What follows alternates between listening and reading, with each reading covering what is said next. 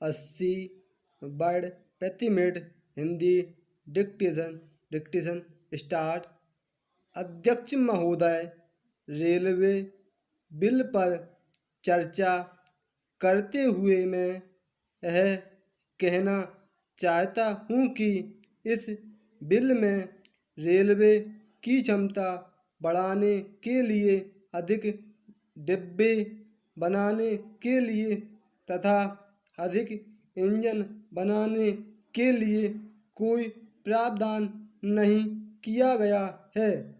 जहाँ तक रेल के कल पुर्जों की गड़बड़ी या रेल कर्मचारियों की लापरवाही के कारण दुर्घटनाएं होती हैं और इन दुर्घटनाओं का मुआवजा आम जनता के सिर पर डाला जाए और आम लोगों पर कर लगाया जाए, यह कोई उचित तर्क मालूम नहीं पड़ता है।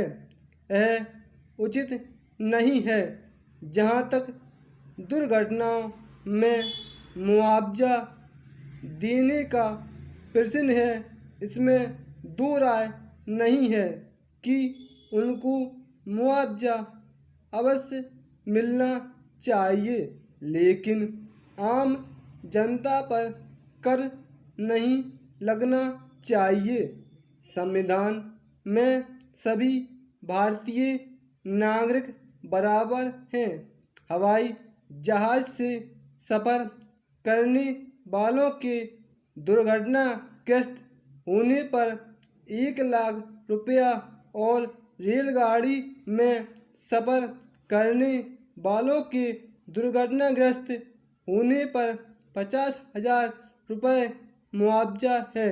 यह कैसा समाजवाद है? यह किस तरह का न्याय है? यह किस तरह की समता है? यह तो विषमता है।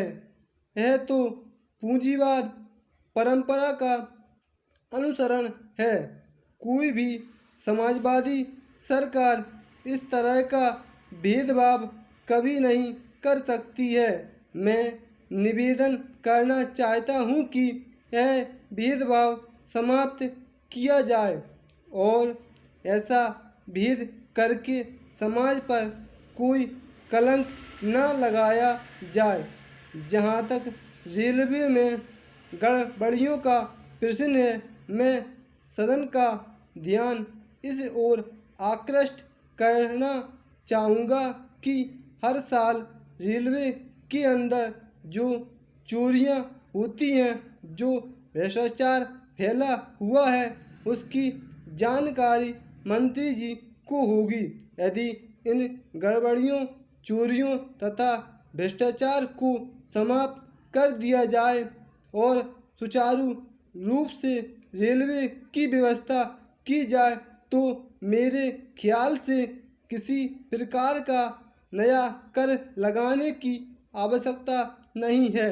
मैं रेल मंत्री जी से निवेदन करूंगा कि वह सदन को आश्वासन दे कि जो गड़बड़ी है, जो अव्यवस्था है, उसको दूर करें। पैराग्राफ महोदय, जहाँ तक दुर्घटनाओं का प्रश्न है, उनका एक कारण यह भी है कि रेलवे के अंदर जान पहचान के बल पर बहुत से अयोग्य लोगों को नौकरी मिल जाती है।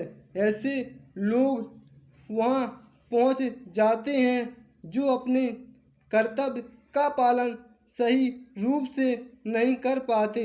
दूसरा कारण यह है कि जो रेलवे के कर्मचारी हैं, आज उनमें व्यापक असंतोष है। उनके साथ न्याय नहीं किया जाता है। जब तक उनका यह असंतोष दूर नहीं किया जाएगा, तब तक रेलवे के अंदर जो गड़बड़ी है वह दूर नहीं होगी और फिर रेलवे की क्षमता भी नहीं बढ़ेगी। इसलिए मैं मंत्री जी से यह निवेदन करना चाहता हूँ कि रेलवे कर्मचारियों में जो व्यापक असंतोष है उनको दूर करें ताकि जनहित में, राष्ट्र हित में, देश के विकास के लिए रेलवे की क्षमता बढ़े। रेलवे तो पिछड़े देश के लिए विकास का एक साधन है। यदि उसी में गड़बड़ी चलेगी तो देश का विकास नहीं होगा। हमें रेलवे की क्षमता बढ़ाने तथा इसमें सुधार लाने का प्रयास करना चाहिए। स्टॉप।